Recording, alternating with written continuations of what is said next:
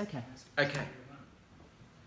So the decision to step across that line and say, your purposes are now my purposes. There's a cost, but yes, I'm in, Lord. Now, when Jeremy made that decision, a lot of things started to happen. Growth, fruit, favour, shifts, changes, a deepening in your walk, real change, life purpose, and life on the inside starts to come and start to flow. It's like in the book of Philemon, it says, Paul said, look, I pray that you might be active in sharing your faith, and you'll discover every good thing that you have in Christ.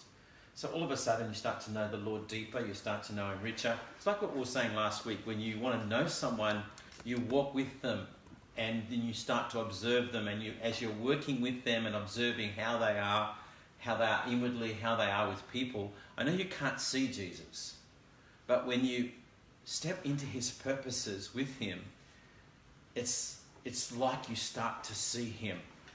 Like, the Holy Spirit is like the wind, Jesus said. You can't see the wind, but you can see the effect of the wind. And when you tie yourself really close to Jesus in His purposes and not your own, you get to see the wind a lot, and you get to see what He's like by the results and the effects of the wind, and you pick up His heart. It's like He does live within you, and as you join with His purposes, His life gets stronger within you, and His heartbeat gets stronger within your own heartbeat and the motives of your life. So it is a really critical decision. Now, if a person doesn't step across that line and become totally concerned with His purposes, what's the only other alternative? They're on about their own purposes. And so when we're trying to encourage you, come and join us, we're not recruiting you. Let's just make this, please don't take this the wrong way, but we don't need you. We are just walking with other brothers and sisters who found the same path and said, let's give him what he wants together, because he gets more that way. So that's, our unity is not built upon I've got my fellowship group. If I ask every person, do you like your fellowship group? You'll see their face scrunch up. It's like, can we not use that word?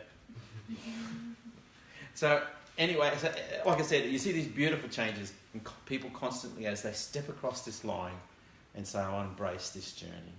So when we say, will you join us? It's purely for your sake. Anyway, Hannah. Let's release the Hannah. Hello. Yes, so I have a few questions for you guys tonight, and especially those online. Thanks for joining. And some challenges as well. And to be very clear, I am in no way an expert. I am not the most seasoned Christian in the world. I can only speak from what the Lord has made true in my life, and what is my truth now, and what my season is now. So please listen. If I'm not clear, let me know. Ask questions, so on. Do what you need to do to understand what I'm saying. So in my season right now, I've really been led by the Lord to come to a point where I'm choosing whether to live a life that is completely about Him and His will and His purposes, or my life and what I think is a good way to go about life, my own ideas, my own plans and purposes. And so I've actually been wrestling with this for a while, because there are a number of things that I considered were stopping me from making that choice to be about His purposes. And when I say His purposes, I'll be very clear and say that involves finding the lost, telling them about Jesus, bringing them to Him with discipleship. So that's what I perceive as the Lord's purposes for my life. It's in the Word. So there were a number of barriers that would stop me or hinder me from, I guess, pursuing that with the Lord. And I just also want to touch on something that Jez said earlier. He mentioned that he came to a point where it was like, do I value others' souls? I think he said. And so if I can ask you guys a question, do you value your soul? Do you value your soul? And the answer is, well, you should, because it does kind of mean eternity. I definitely know that I value my soul. So I guess the natural next question is, do you value other people's souls? If you value your soul so much, it only seems normal to value other people's souls as well. And so I'm asking myself these questions, and the Lord's brought me to a place where there is kind of like an ultimatum. There is a choice whether I choose my way or I choose His way. So if I could share with you some of the things that stopped me from making the decision sooner. Some of them included my own awareness. So a lot of the time I would kind of dodge, I think Paul mentioned like ducking and weaving. I'd kind of dodge the whole concept of giving your life to the Lord in the sense of serving Him and choosing His purposes. So I'd use a lot of distractions to be like, oh, that's not my season yet. Oh, it's not my time. I don't feel the prompting. I'd use those things as an excuse pretty much. So I lacked self-awareness. I could not identify that directly in me. Thus, I was being distracted quite easily through a number of things. It could have been uni, it could have been work. Back in the day, it could have even been like friendships and relationships. I'd be quite distracted in that sense. And then another one would be insecurity. I know Jeremy mentioned it earlier with the question or the belief that I'm not good enough. Like, I actually had a lot of thoughts and beliefs like, oh, like Callie and Melody, like they rock, they are awesome, they can disciple, they can bring the lost. Me on the other hand, like, not that great from past experience, and I had experienced failure in discipleship before. So I fully believed that I would not do as good of a job as Melody or Callie. And saying that out loud, I'm like, oh gosh, like, God, it's not about Callie or Melody, it's about the Lord, and it's about what He wants. And they do a really good job though, with the Lord, of course. And finally, selfishness. Like, let's be real. If I'm speaking with the Lord and He's trying to kind of draw me to a place where He's able to share His purposes with me via discipleship and by living a life completely surrendered to Him. And to be completely raw and honest, the thing that ultimately stopped me from agreeing with Him, from choosing to lay down all the other distractions, all the other insecurities, the lack of awareness, the laziness, complacency, it's selfishness, because I thought that my time was more worthwhile in other places, or that I wasn't good enough, because it was all about me. I made it about myself. Where in reality, and the purest truth, it's not about you at all. It's about God, and it's about what He wants. Not only that, but about what He deserves. You know, He deserves our time, He deserves our labour, whatever you want to call it. It's His, because He created us and He designed us for that particular purpose, to bring Him glory. And so if I could draw an analogy, so you're running a race, as you know, the Bible says, like, run the race set before you. It's a track. I don't run very often, but it's a track. And there are hurdles, there are barriers, there are hindrances, call it whatever you may, insecurity, laziness, selfishness. You don't run up to them, stop and stare at them. You don't study them. If you're running the race, you get over them, you jump over them, you know, like you don't just, you know, stop and stare at them, because you'll never finish the race and you won't be effective, to be honest with you. So while it's good to be aware of the hurdles there, for myself, I had to get over them. I had to get over them with the Lord. I needed his help.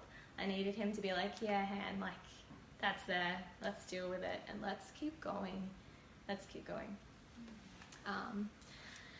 Yeah, so life since choosing him and his way looks a lot like embedding him. Hannah, when? Yeah. Could you just context of when this shift started? Was it over a period of time? Was it within a short period of time or a slow period of time? How did that outwork itself? Yeah, well, to be very vague, it was in the back of my mind for a long time. I'm talking months, 6 months. But those barriers would stop me from making it a priority. But recently, just in like the past month or so, I think, there's been like, yeah, Hannah, what do you think about doing this with me? So it's probably been in the past month. And so your heart said yes somewhere. Yeah. Can you remember that? Or it just shifted over a little period? I think it was more of like a shift where I kind of just, you know, was going about my day one day and I'm like, oh yeah, like, this is new. Where did this come from? And went from there, yeah. I think what helped me identify that desire in me was actually looking around and seeing my brothers and sisters already running the race and they were ahead of me, and there was like this, I won't call it that, but it was I found a lot of encouragement in seeing my loved ones doing the same thing, and I felt quite inspired to be like, oh yeah, like, I can do this. This is what the Lord wants, I can do this. Yeah, cool. So, yeah. Keep going. That's all good. So life post this decision, obviously it's not like I've instantly got 10 girls that I'm discipling and I'm, you know, really going hard for the Lord, because it takes initiative, and it takes prayer, and it takes being vulnerable. So I've had a couple of conversations with Callie and Melody. I've gone to them because I've seen that they are just ahead of me in the race and that they are well equipped and well capable to help me along as well. So so I've had conversations with them, and I guess that did put to death a lot of insecurity, like, you're not good enough, because I had to kind of get over that and approach them and ask them like, hey, like, can I join? Can I jump in? So I took that initiative and that courage and that getting over insecurity to do so. And obviously it's a work in progress. I've really just started, and I am really excited for what's to come after that. So, yeah. Is there anything else? No, it's good. Thanks. Okay. It's excellent. The reason I asked for the timing, did anyone else pick the change? Did anybody notice her disposition, her confidence, her joy, her openness to engage, her largeness of heart, her initiative levels, her willingness to be present in people's lives, her commitment, her gaining confidence through purpose? Did anyone, am I the only dumb bunny? No, big time. But you're the only one speaking. Well, I was like, the others were speaking in verbal too, you know. Anyway, it was there, it was obvious. And thus it is, change is real. And it's that simple decision, it's just amazing. It's very true, when someone sees what's in the heart of God, what he is on about, what he's worthy of himself, is a very large thing. It's funny, large things. I was reading in the book of Revelations about there's a great road, a great street with a river that runs down the middle of it with the tree of life on both sides. And I'm just thinking, goodness me, like, heaven is just great. Like, talk about ramping up in every way. when something is called great in heaven, you've got to go up again. It's just what's in his mind and what's in his heart is simply unbelievable, that you're wise to try. And then when you say, well, I'm going to give my life to this, there's this sureness of him. You're not just, there's no doubt. It's like, you can't give your life over to that degree and have doubt. It's like, I know that you are real. I know the one I've come to believe. I know the sureness of your love. I know the sureness of your promise, the sureness of your word, the sureness of your reality. And to back it all up, I've got the sureness of his life within me that has changed me so much, which I personally think is incredible evidence to never doubt. And then to launch out and to give yourself to that, regardless of cost and conflict. And to be honest, over 40 years, we've had seasons of great harvests and joy and transformations and revival and being in the midst of it all and seeing the Lord do incredible things. I've known persecution that was horrifically painful and intense. Times of incredible betrayal that was crippling. And over 40 years, there's also the length of the journey and the fight and the I guess you'd call it war weariness. And don't worry, you won't experience that until after at least 37 years, so you're okay. But it's like, I used to be a 400 metre runner and an 800 metre runner when I was at school in competitions and that. And it's just when you come into that last turn and the lactic acid, we never called it lactic acid back in the day. You guys are into sports science. We call it the burn. And the burn kicks in, you know what I mean? And you just got nothing there. You got these jelly things that you're willing to move, underneath you. You know what I mean? They're called legs, you know what I mean? And you're making them move. And they are saying, no! And you're saying, yes! And it's just the burn. It's the last leg of the journey. And sometimes I feel weary in war weariness. And of late I get that war weariness from time to time. And I've got this beautiful little helpmeet that God sent me. And I think it was this morning. I think Melody was there with us too. And he said, I was praying earnestly last night. And I was praying with fervour that God would give us a greater resolve in our hearts, that he would have everything. This is what she's saying. To yield all to him and to take up what he wants. And that we'd all take it up together. And so she's saying that may God give us this greater resolve, not to give him less with weariness, but to give him more. And I go, that's my girl. And I was like, okay, yes, darling.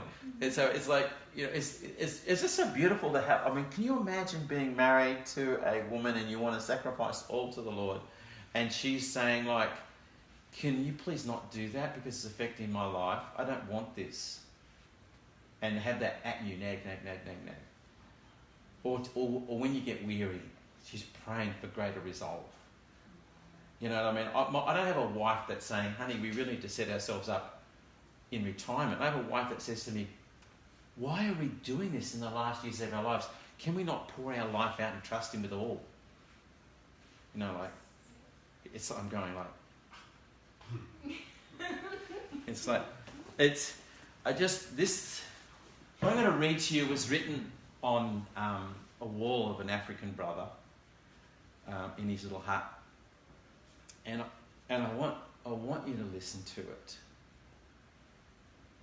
Because it's what I want. And it's what God wants. What I'm going to read to you, he could not have on his own.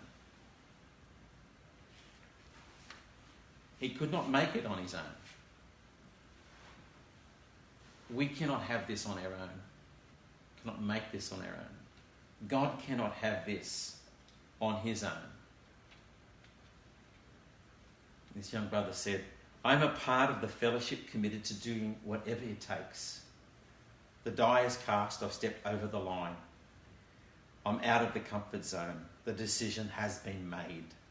I am a disciple of his. I won't look back, let up, slow down, or back away. My past is redeemed. My present makes sense. My future is secure.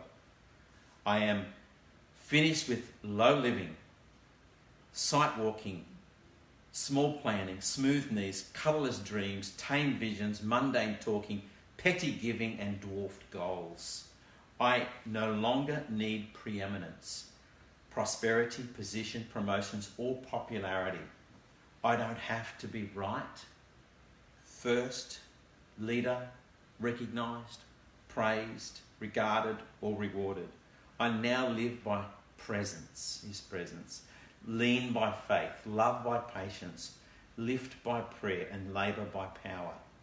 My face is set. My gate is fast. My goal is heaven. My road is narrow. My way is rough. My companions, few. My guide, reliable. My mission clear. I cannot be bought, compromised, detoured, lured away, turned back, diluted, or delayed. I will not flinch in the face of sacrifice, hesitate in adversity, ponder in the pool of popularity, or meander in the maze of mediocrity. I won't give up, shut up, let up, or burn up until I've preached up, prayed up, paid up, stored up, and stayed up for the cause of Christ. I am a disciple of Christ. He was a great man, Jesus Christ. He is my rabbi. He is the one I follow. I am a disciple of Christ. Do you understand what it is to be a disciple of Christ? Have you chosen that? And if you haven't, will you make the smartest, bestest decision you've ever made in your life and choose it now? Today. When truth is the clearest. Where God is nearer to having his way than when you can shake this off. Where your will is exposed before it can spring back into concealment. Now is your greatest opportunity. Step across the line. Come and join us. Let's change the world together. And as you know, that is, of course, unless you have something better to do with your time. True enough? Yeah. True enough. This is something that I can't produce. Only we. And because only we can create that, that is why I choose companions who want the same thing. Amen.